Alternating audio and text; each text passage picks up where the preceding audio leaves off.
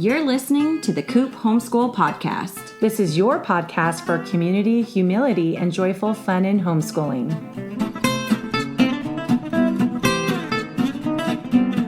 I'm Mandy. I'm Jessica. And this is The Coop. Today, we're talking kindergarten readiness. Cute. It's so cute. I know. But before we dive in, or I explain even a little bit more, let's do a scoop on the coop.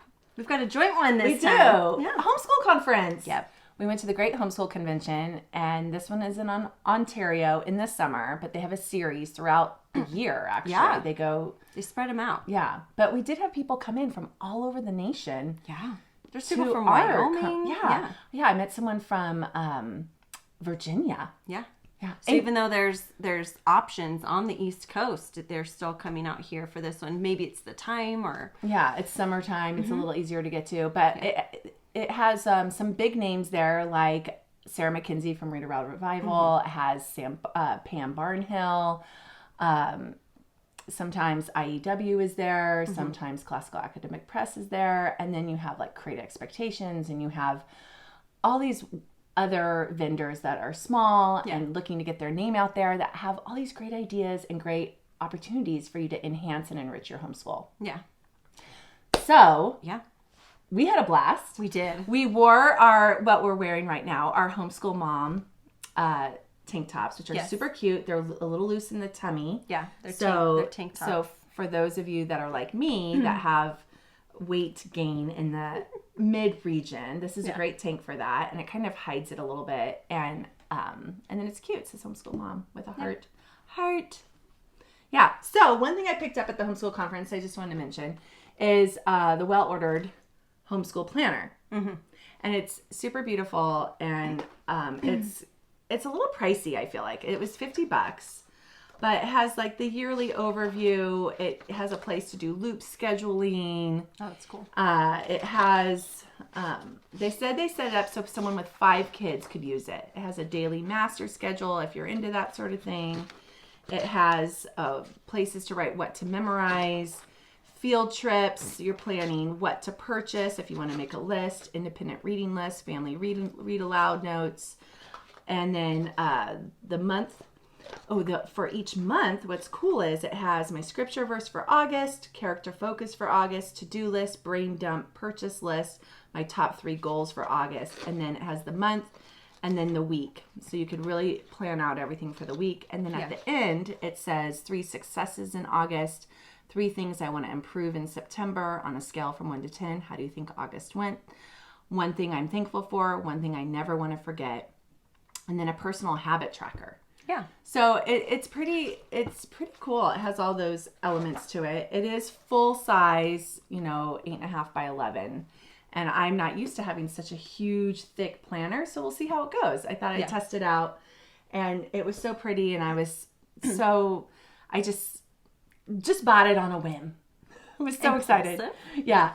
And, but I think it was a good decision. Yeah, I think that's awesome. You were looking for something different because you enjoyed your process. We talked about this in episode 81 in planning our year, and you enjoyed your process. And so now you have another tool to help you keep going with that and to make you feel motivated to do it. Having something pretty to plan in is always fun. It's fun. Yeah. So that was my first homeschool convention. I've been to a lot of dance conventions, so I did feel prepared to know what to expect in the sense of like the grandioseness of the whole thing. You have so many rooms, and you have to figure out where you're going. Yeah, you have what to to choose do, between and like 12 to 15 sessions options in one session. Right. Yeah. Right. And then the vendor hall, you have to set aside time to go to that because you either go during a food hour or you go during a session if you're skipping one, so it's hard to organize all the things that you want to do, especially as your first time, because you don't know what you should skip yet. Yeah. And even still, I'm sure it's not the same sessions every time, so you don't really know what to skip or not. You just have to prioritize time at some point to go to the vendors. My highlight was meeting Steve Demi. And, definitely. He should have been my top of my list of bigwigs that were there. I know. Well, I'm glad you didn't, because it gave me the opportunity to say it. But he started Matthew C., And he shared the whole story with us, which was actually really, really neat. Heartfelt. It was very heartfelt. But his first calling was to ministry. And so he's just this really incredible, humble man who was willing to just put it all out there and talk about the hard things that he went through and how God saved him. And it's just really, he's just a great man. And it made me even more happy to be using his product. Especially because it's him actually teaching in the DVD or Exactly. a digital tool. So I feel like we actually have a connection with him, you know. And he knew us by name by the end of it, especially you. He loved our shirts that we made that you made actually for our shop. And he was promoting them every time we showed up at a session, right? Yeah. It was a little embarrassing for me, but in general, it was really sweet. It was just him making a connection too, and it was really thoughtful. And so I ended up going to 3 of his sessions in total. Some were about family, and then some were actually math oriented. And so it was kind of neat to get a little bit of both from him. But there's a reason he wrote his curriculum. He is really gifted at teaching and simplifying things. And it's so simple. Yeah. And it's understandable. And not rote memorization. Right. He did concede and say that, of course, multiplication, the only way to get good at it and fast at it is to memorize. Yeah. However, that's really where he makes the exception. You know, everything else, you should be able to logic and intuit it.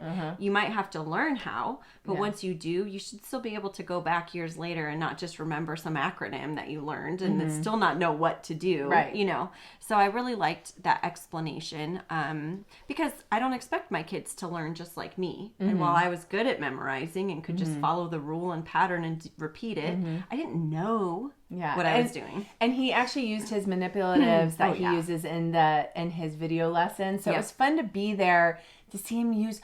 Those are the exact magnetic tiles he used in the videos. Yeah. I love it. Yeah. I felt a little starstruck. I know. And then he was just like, you know, like my dad by Yeah, the end. totally. I'm like, oh, Yeah. he's just a sweet dad. He is. Yeah. So I really enjoyed meeting him. And then I would say my overall takeaway was just that the convention itself is just highly encouraging. You're with a bunch of people whose passion is homeschooling.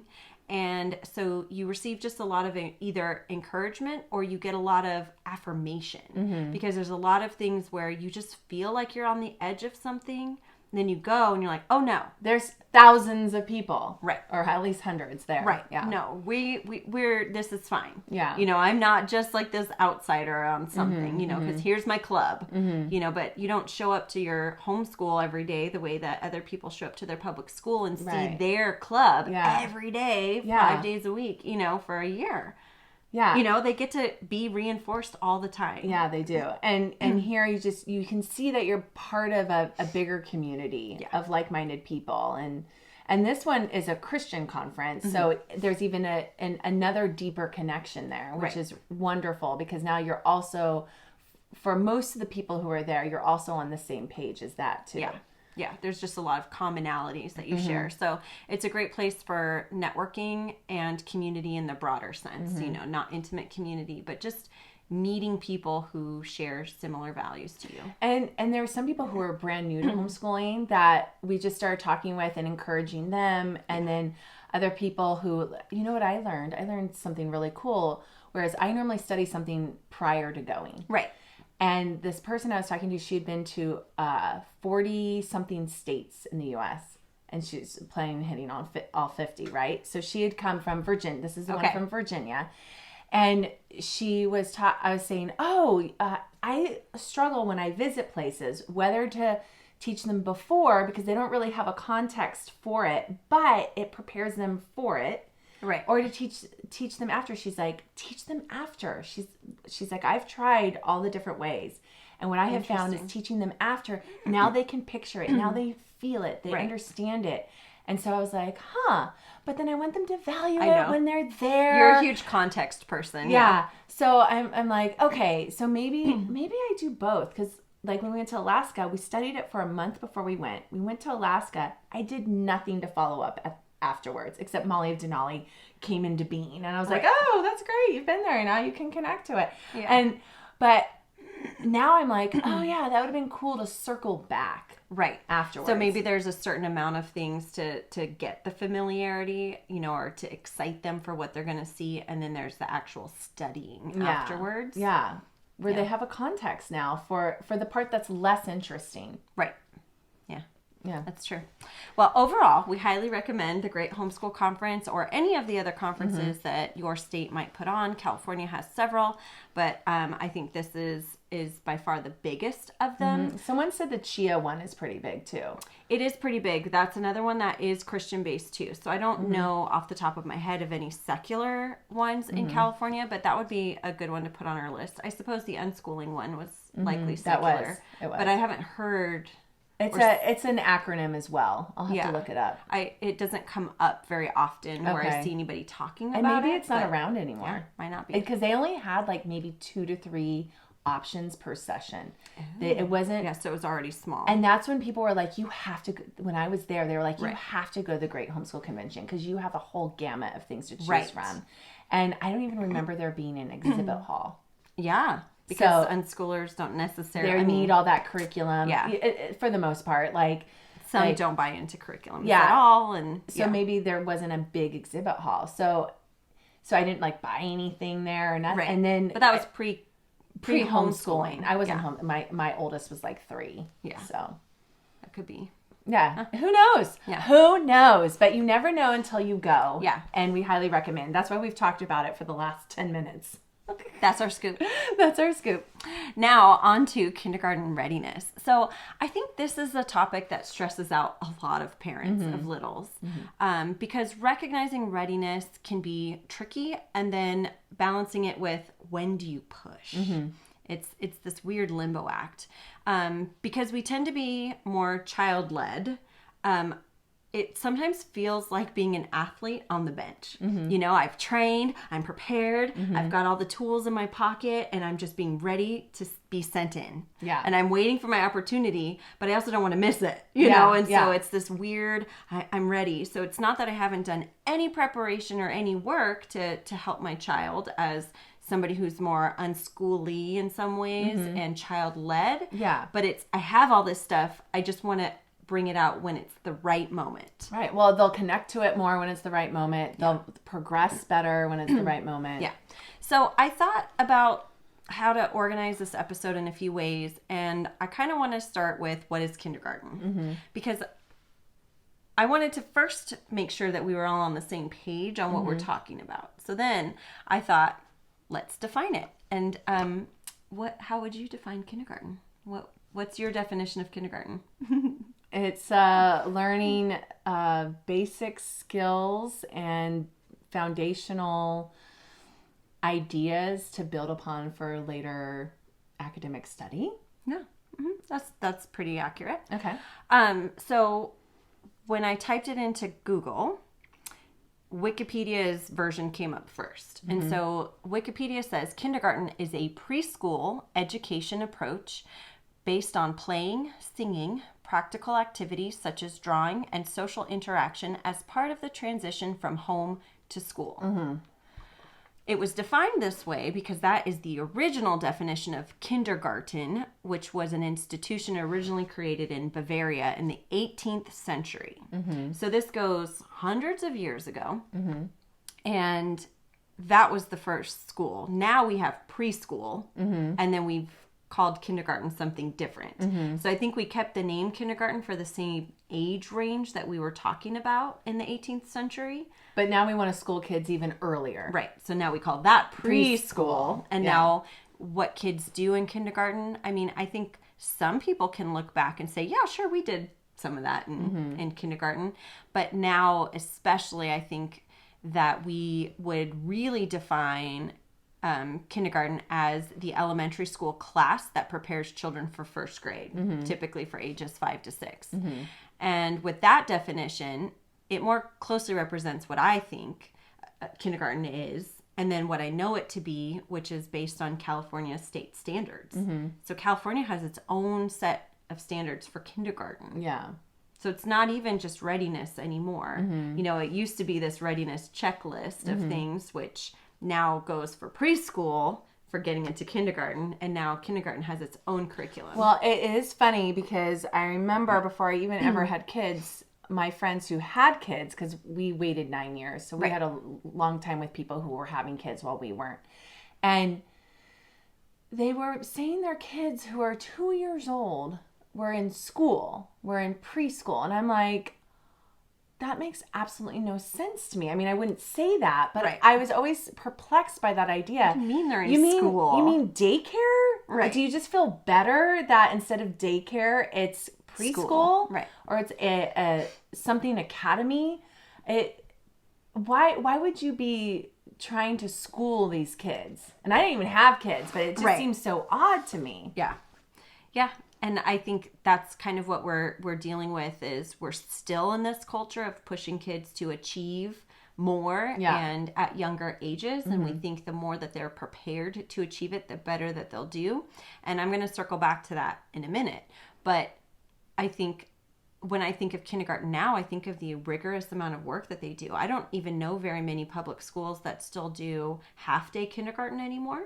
Yeah. It's primarily full-day kindergarten now for most public schools. That may have to do with the working population, but even still, I'm not sure they can achieve these standards in a 3.5-hour school day. Yeah. And so you have a whole pile I printed of them standards, off because I don't really want to read them word for word, but I thought I would show you. So I have 3 double-sided pages, and this is just language arts. So what would be like, oh my word, that's just language arts. So what would be one or two some of the them? big categories are key ideas and details, and craft and structure, integration of knowledge and ideas, range and level of text complexity. So while in general, you may be covering these things just in literacy immersion, when you're just reading to your kids, they're probably picking up context and they're probably picking up key ideas naturally. They're not being told what it is, how to look for it, and then quizzed after every little thing they read. Well, yeah. My friend who works at a curriculum publisher told me about a study that just came out that it's hard to teach. You can't really teach certain things about literature. You really need them to experience it. Right. And so they've been spending all this time Dissecting. When that's not what kids are connecting, that's not what they're learning. They need to have experience. Right. They're not immersed in it. That part of the story You in real life. removed them from the immersion by making them dissect this stuff. Yeah. One of them that really caught my attention was name the author and illustrator of a text and define the role of each in presenting the ideas or information in a text. Now, I think we can all say, well, that shouldn't be too hard. Yeah, the author wrote the story, illustrator is the... In that sense. Yeah. But if you need them to be able to prove this on a test, then you're probably doing a lot more than just saying it once or twice or every time you read a book. Like, the author's name is blah, blah, blah, and she wrote this book. Yeah. You know what I mean? Like, you're going to have to ask them to tell you that back, which means now you're removing that wall. And now there's a rote memory thing happening here. And then there's the idea of failing, you know, that you're putting this pressure on the kids. If they don't answer it right, now they've got it wrong. And who cares? They will know eventually what an author and illustrator is. They don't have to know it at age 4 and 5. Yep. So we won't get too far into this, but you can tell what we feel. And so I'm trying not to make it a bash on the state standards of kindergarten. But I did want to express it's important to know what we're talking about in order to have this conversation. And for you as somebody who may be schooling a kindergartner to know and to understand. And so when you have this pressure and you're feeling it, just remember, there's the state standards and then there's just natural learning. So we're going through the state standards, just so you know. I mean, it gets all the way to read common high frequency words by sight. So even in kindergarten, they want you reading sight words, you know, and there's no way Sophia was doing that by the end of kindergarten. Yeah. No way. I mean, mine were, but they were able to sound them out. They weren't actually memorizing these words. There's very few words that aren't phonetic. And so they were able to sound them out because they wanted to. They followed the rules of... And they were given the code. Right. They were decoding these. Yeah. But it goes into all kinds of things and vocabulary acquisition and use. And so I was looking at this with my husband. He was like, well, it feels like they should all know those things anyway, eventually. And I said, well, yes, of course. But the point of these standards is because that's what they're going to be tested on. Yeah. You know, so the teachers have to specifically teach these things because then at the end of the school year they will be measured on these things, and you can't just assess each kid and know where each kid is at. I think it's individually. internal testing though. Oh, sure. This, you know, for their own school report card. Right. I don't know what they call for it kindergarten. now. Yeah, their assessments. But you know, it used to be just we knew that Johnny was high over here and low over there, and that was fine. But now as a whole, they want whole classes measuring in specific areas. And so then how do they do that? They have to teach it. Well, yeah, I mean, I was told by people, oh, you're not putting your kid in preschool. You're not giving your child opportunities to thrive. And it's like, in what way? Thrive in what way? Right. What do you mean? Yeah. Like thrive by sitting at a desk and doing schoolwork, or thrive in life. Oh, sorry. Yeah, you're right. Yeah. I'm not making them memorize 20 sight words by kindergarten. Exactly. And there are the studies that show, well, if they went to preschool, they do better in kindergarten, according to kindergarten standards, you know, because they've done it in preschool, they've been prepared. But who says they wouldn't have learned that in third grade naturally, just automatically picking up because they're living life with you? Exactly.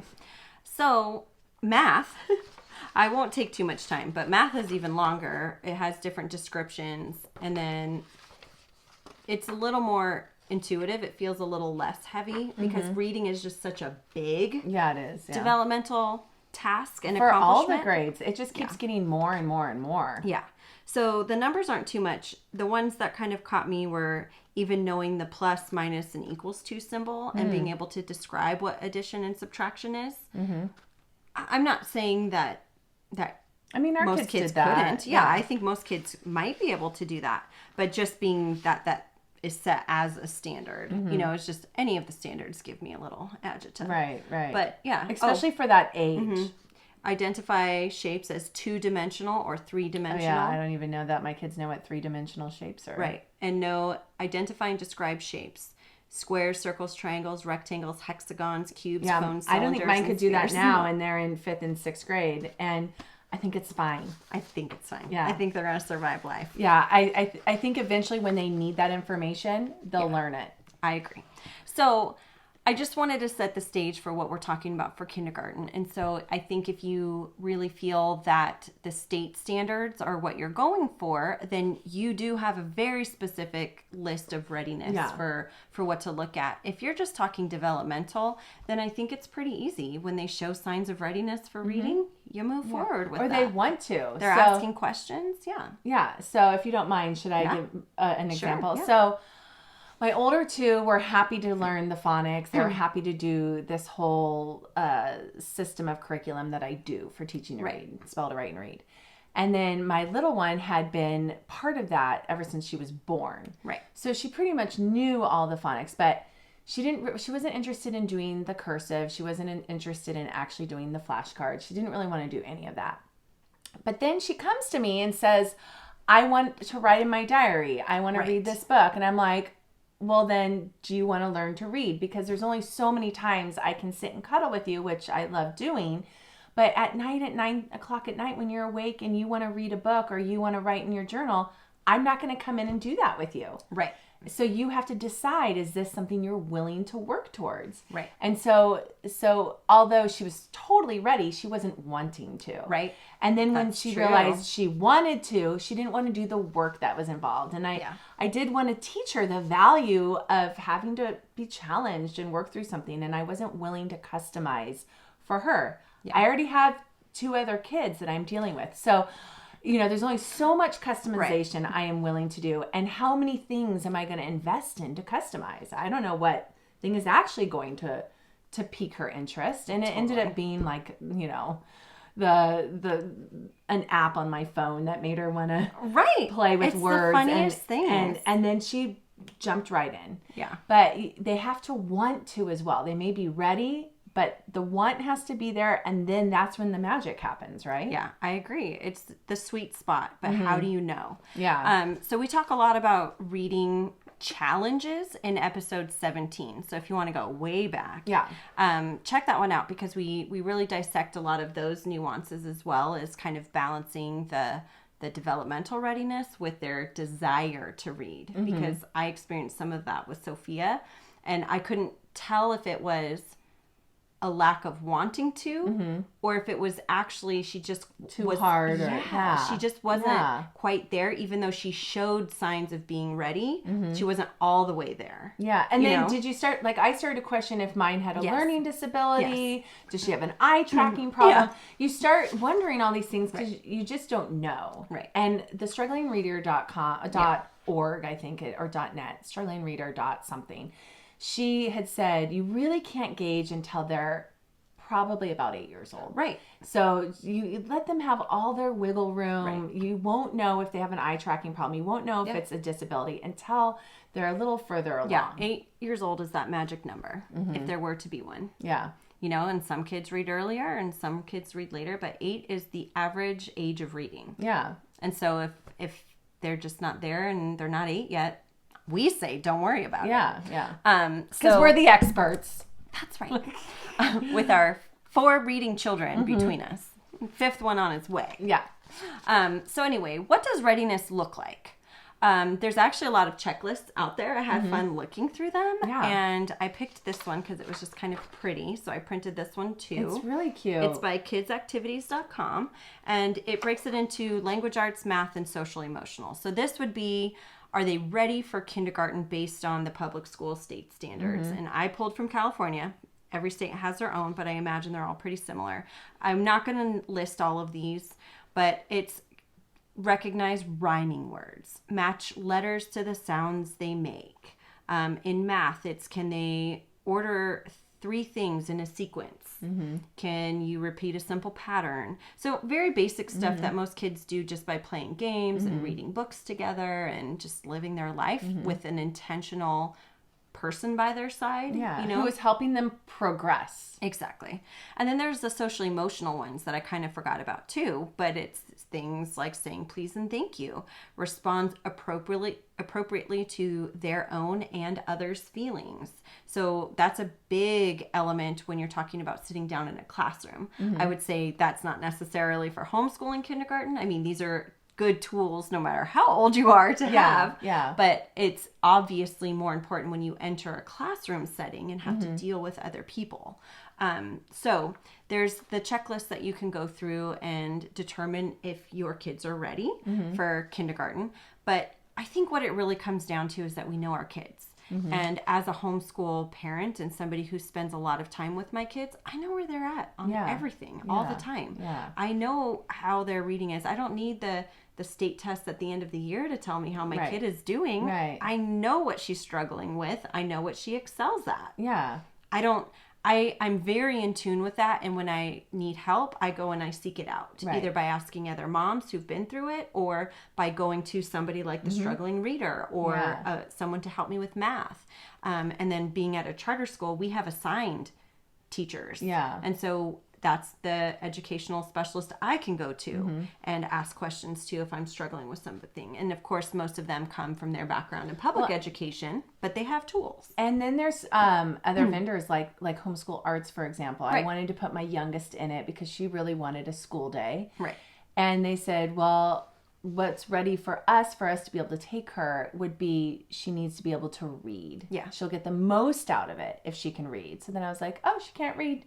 So not yet. She's not ready for it. Right. And so you can always gauge off that too of what they say or if they're going to take singing lessons or learn an instrument. If they have certain parameters, that helps you gauge for those specific lessons and those specific classes. Exactly. And I think that comes down to the curriculum that you're choosing. If you're choosing specific curriculum for kindergarten because you love Abeka or you really want to use the good and the beautiful, that's fine. Yeah. You know, but you need to know what their readiness checklist is because if it's really reading intensive, then you need to be prepared for that and assess whether your child is actually there.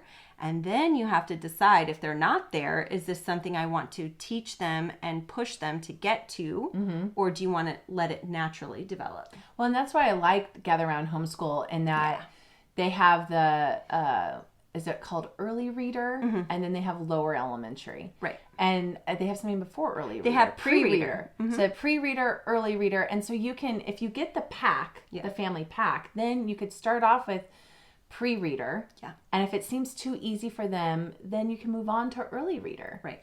Yeah. I think that that's such a great progressive tool. And then Rebecca Spooner, who created Gather Round, also has now created a program for teaching kids to read and write. Oh. And I think includes math. Oh. So there's even earlier stuff for younger kids. Now, this is where I will tell you, I don't necessarily value those things as separate things to do for my kid. And part of that is based on the experience I went through with my older kid, who really disliked doing things that way. She wanted to just do it all through play and fun. Yeah. And so anything that looked like a workbook was no go. So I have that kind of trauma with me for my son, and am kind of working through that. And so for his readiness, I've really been looking at, in the past 3 months, he's grown so much developmentally.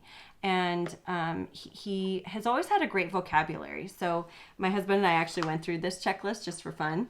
And he was 90% ready for kindergarten, according to this checklist. And that's just natural living and being part of a gathering of your children, and sometimes other people's children around the table or around you in bed cuddling. We read a ton. Yeah. And he has his music class. So his music class is helpful. He takes dance class. And so those class structures have helped with different things, you know, just being able to follow the rules. Yeah, so, raise your hand. but his language arts skills, my kids have always been sort of high in vocabulary and language and that kind of thing. They don't always know how to name a verb until we introduce Mad Libs, which I'm excited to redo for August, because he's never experienced those. Yeah, you know? Mad Libs is a great way to learn the main parts of speech. Exactly. The top 4. Yeah, so that's those. To me, that's the fun way. So I'm looking for all these fun ways to incorporate these new things. But he started rhyming, almost to the point of annoyance. Everything's a rhyme all of a sudden, you know, and so he'll rhyme nonsense words, and that rhymes, and yes, that does. It has the same sound. So what I'm doing is I'm just reinforcing what he's accomplished with his new knowledge, and then giving it a name. Yes, that rhymes. That sound matches this sound. So I'm telling him what part of the word is matching without sitting down and dissecting it and making it not fun. Maisie would do that so she's my 7-year-old, but when she was probably Augie's age, she would be sitting there. And she saw it as like a fun challenge. She would just start doing it. I'd be like, ooh, now let's do another word, you know, and then it'd be like, oh, okay, mommy's in it, you know, and now we're doing it together. Exactly. And it didn't need to be a lesson that you set down. You just need to keep an eye open for that and tap into it when it's happening. Right. So if your kids are doing that, engage in it, push it, you know, see what else they can do. August's other thing was, in the car, he was quizzing me on my letter sounds. He's like, Mom. You know how they are in the car. What letter makes the s sound? And I can barely hear in the car. I'm like, what is he saying? F? Is he saying? Yeah. And then I was like, S. And he's like, yes, Mom, that's right. You know, and he's quizzing me. Yeah. I've never even quizzed him on the letter sounds, because I don't do that. Yeah. But he was having a blast doing that, and I thought that was really awesome. And he's really been asking to break down things now. You know, Mom, what does this say? And he'll point to the word, or he'll point to the letter he knows, and then he'll try to tell me, you know, what the other ones are, or I'll ask him what the sound is. And he's known his letters since he was 2. Yeah. And their sounds, most of them, you know. So he has the code. Now it's just up to him to figure out when he's interested in doing more with it. And he loves to read books, and so he's going to do it soon. Yeah. You know, so for me, I'm not worried about it. He's already shown readiness, and we're just going to keep moving.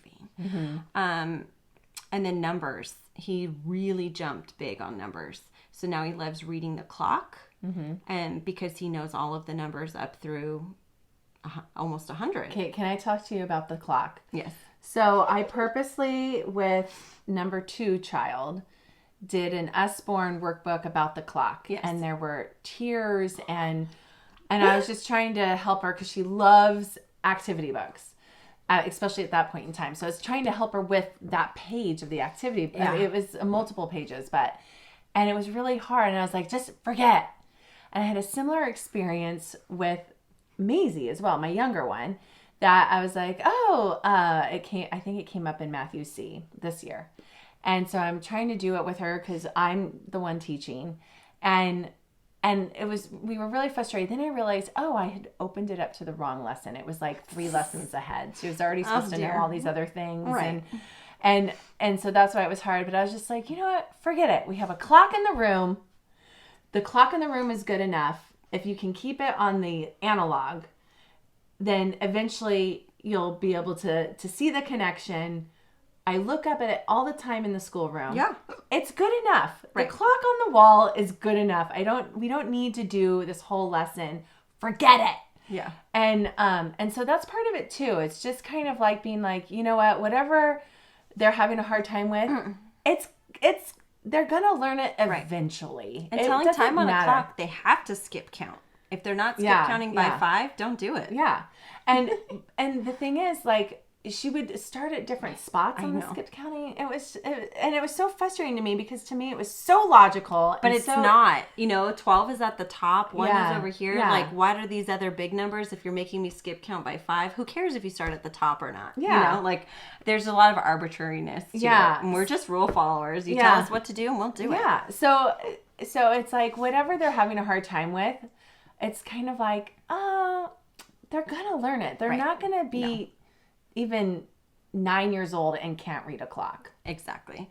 So rather than formal instruction, when your child is showing readiness, I feel like I like the idea of using intentional instruction. So it's the same idea.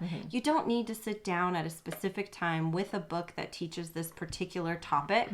You just need to be intentional about what they know, how to reinforce it, and then what comes next. What's the natural progression? Because most of these things on the preschool checklist are all developmental. They're not because you teach it to them. It's because kids learn naturally. This is developmental for them to learn these things at this time. As long as the information is accessible in some way for them, that they could just pull it off a shelf even, or then ask you, like, how does this work? And then you can be like, this might be the moment. So when are they ready? When they show interest and understanding. That's my answer. Yeah, I love it.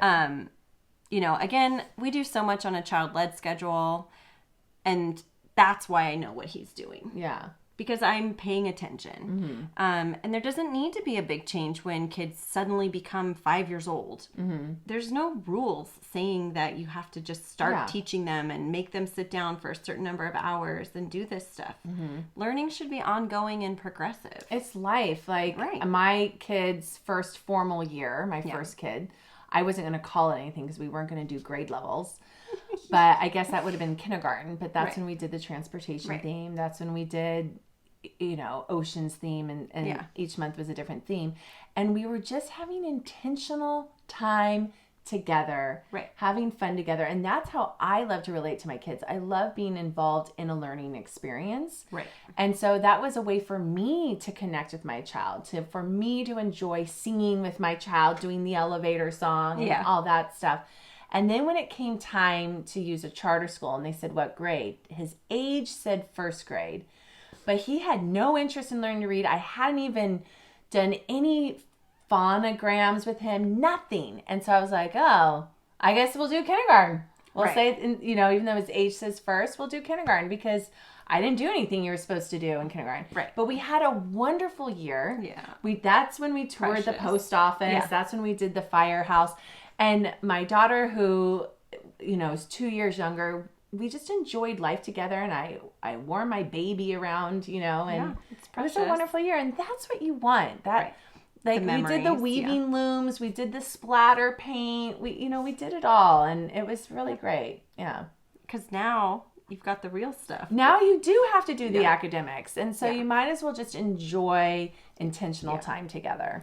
Exactly. So my next category was pros and cons to starting before signs of readiness. Like if you're just on a timetable, regardless of them showing readiness, are there pros and cons? And so you already mentioned The only pros seem to be very short term. So starting kids early really only gets them ahead earlier. But usually by 3rd through 6th grade, there's really no evidence that they're still ahead. Right.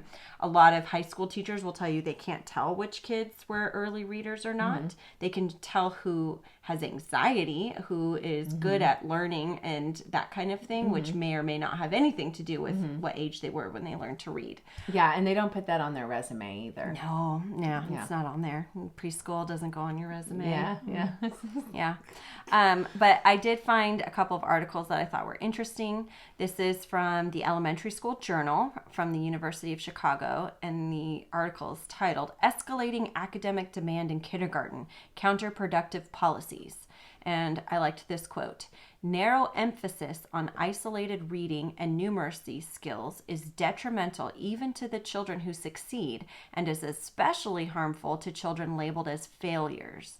Academic demands in kindergarten and 1st grade are considerably higher today than 20 years ago and continue to escalate. And so this is what we were talking about when we were looking at the standards 15 minutes ago.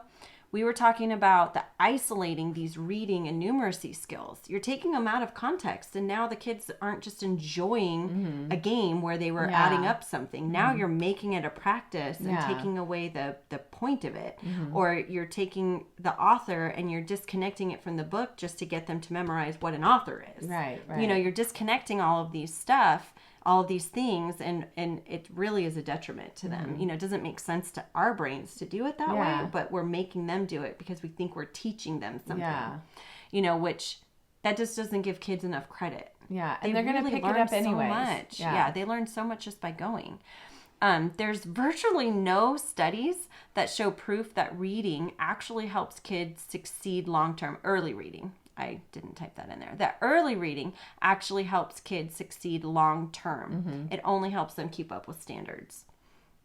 Dr. Peter Gray, one of our favorites. Yes, research professor at Boston College, psychologist.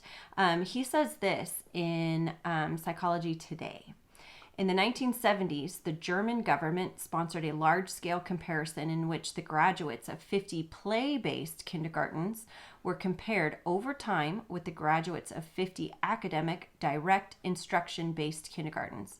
Despite the initial academic gains of direct instruction, by grade 4, the children from the direct instruction kindergartens performed significantly worse than those from the play-based kindergartens on every measure that was used.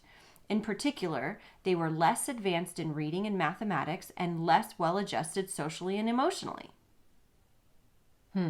I'd be interested to see specifically what each of those measures are, but I'm guessing they're pretty standard. Right. Some pretty basic achievements here. What did they go to college? What were their SAT scores? What kind of jobs do they have? That kind of thing. It's very interesting to me. Yeah, it is. I mean, it's a very small study, 50 or 100. So, time to move on to some resources. Okay. So, there's a lot of things out there, but I thought some of the interesting ones based on what I was describing of just kind of naturally progressing, but if you want to teach these skills, I recently came across living math books. And I found this from teachingwithchildrensbooks.com. So it's books that actually teach basic math skills. So it'll teach geometry shapes. So it'll give character names, to rectangles and hexagons and all of these things. And so it tells this really fun story that you can read. It's a picture book and you can read them over and over. Same thing with decimal places and, place values and all kinds of things. And so if that's something you want to teach, but you don't want to have to do workbooks or make them learn to write just to teach them a math skill, try living math books. Yeah, that's cool. So we'll link these in the show notes for you. And then there's mentor text for language arts. So mentor text is just more a big categorical name for learning through a textbook or learning through a picture book even. So Owl Moon is a great way to teach kind of like setting and stuff. So if you want to teach different concepts in language arts, teach them through books. Yeah. And so I'll link our Pinterest board, but I have one on language arts and it has all these collections of books that are great for teaching different things. That's cool. So you want to teach some of these state standards, just read to them these books. Yeah. And they'll naturally understand these things. And just when you ask them, what did you think of the book? You know, I mean, I can ask Augie, oh, what do you think is going to happen next? He clearly has a grasp on who the main character is, what's going to happen. He's paying attention. No more needs to be done. Yeah. He's doing all the things he needs to be doing. Right. Because he knows what's about to happen. Yeah. Yeah. Done. Yeah. But I love the idea of being intentional in the books that you're using to teach specific concepts, whether you call them out or not. I've always used that to teach like character. Yes. And like principles for life. And but it hadn't occurred to me to. I don't think I've used them to teach Similes, for metaphors, like there's whole collections of cool. books that they've curated that are used for teaching Cool. idioms and all of that. Cool. Yeah. Storytelling blocks. I talked about these in planning our year because I'm getting ready for kindergarten. But I love, there's so many different kinds. And then I even have kinds that you can make yourself. And so you can slip your own pages into them to offer even more for storytelling. The letter and number stamps. So if you have a child who isn't wanting to hold pencils or learn to write and form their numbers, you shouldn't not have them writing letters to their friends or doing things. That's what the stamps are for. Yeah, and so cute. August did that for a birthday card. Aww. For our little friend up the street. He wanted to write her name, but I said, would you like to stamp it? And he goes, yeah. He's like, can you show me all the letters? And, you know, we put all the letters, and he knew how to spell his name. Yeah, I used to have a really cool collection that I thought would be cute to just use in my own life, even on like craft projects and stuff. Yep. So I love that. I love suggesting that because they naturally are drawn to language. And so you want to encourage it even if they're not writing. I look at August's chubby little hands and he still has like the little dimples there, which when you see all these new things on social media talking about hands and muscle development and readiness for holding pencils. It's way those later, little right? chubby hands, they are not supposed to hold those pencils like that yet. So I just love that idea that I can give him these different tools for using and expressing if he's not comfortable holding a pencil yet. You know, and still we're working on that, but not expecting him to have to do it. Right. Or making him feel frustrated that he can't. And then, of course, there's the dry erase practice books. There's all kinds out there. And so whether they're tracing or doing their own thing, it just gets them ready for controlling pencils and stuff. And then, of course, there's all the curriculums, you know, like I threw out a Becca just because some people like really open and go, has every day planned for you. That's not our style, but some people like that and want that for kindergarten. So that's an option that neither of us have used but know about. We've mentioned Gather Round. It's an excellent resource if you want to introduce topics. And then, of course, there's just go to your library, plan theme months like you did, and do these fantastic things. So don't forget the library. It's an amazing place to go and find picture books. You don't have to buy them for your house. You can just borrow them. And kids love to sensory, like the rice bins, the bean bins, the Ziploc with paint in it. Yeah. And you can have them draw for you using their single finger. Right. Whatever they want to draw for you. Sure. It doesn't have to be a letter. Nope. You could be like, oh, what would waves look like in this? And they might want to draw waves for you. And that's already them connecting their finger to a page, if you want to say that, you know, and getting the sensory experience. Absolutely. Yeah. Yeah. So that list could be really extensive. Oh, totally. So those are just a few resources, especially ones that I'm looking into. But I think we're ready to move on. That's Coop Q&A. Sometimes we got it, sometimes we don't. So we always got it. Yeah, that's true. Sometimes we're just not together. Yeah.